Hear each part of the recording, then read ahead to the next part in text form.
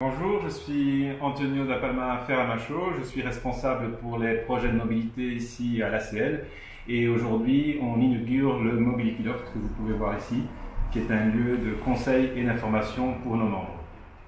Ok, et ça sera lancé, là c'est lancé officiellement aujourd'hui? Alors l'inauguration est aujourd'hui et pour le démarrage ça va se faire progressivement.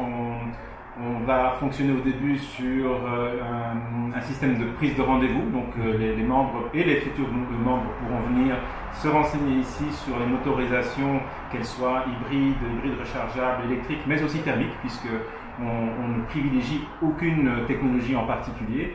On part du principe que les technologies qui sont disponibles aujourd'hui répondent à différentes demandes, à différents profils d'utilisation.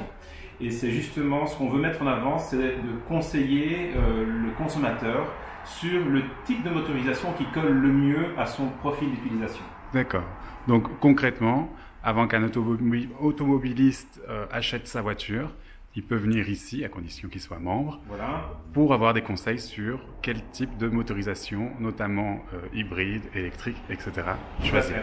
Et parce que, en fait, le problème qui risque de se poser aujourd'hui, c'est que vu l'offre qui est très vaste, et aussi, je dirais, les différentes communications qu'il y a eu au cours des dernières années suite à l'affaire du diesel il y a 4 ans, d'ailleurs demain c'est l'ouverture du salon de Francfort, c'était précisément il y a 4 ans qu'il y a eu ce scandale, comme on peut l'appeler, eh bien, il y a un peu une confusion générale auprès du grand public parce que déjà avant il fallait choisir entre l'essence ou le diesel, c'était pas toujours facile.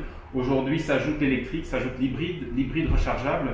Et en fait, la pire chose qui peut se passer, c'est qu'une personne achète un véhicule d'une technologie qui ne lui convient pas. Ces technologies sont toutes valables, aussi bien les unes que les autres, mais elles s'adressent à des profils d'utilisation spécifiques. Un exemple très simple, quelqu'un qui fait principalement de la ville et du trajet encombré, on ne va pas lui dire de prendre un diesel.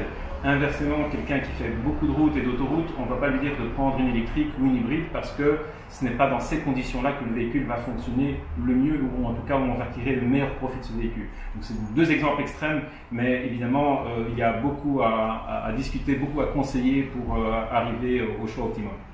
Ok.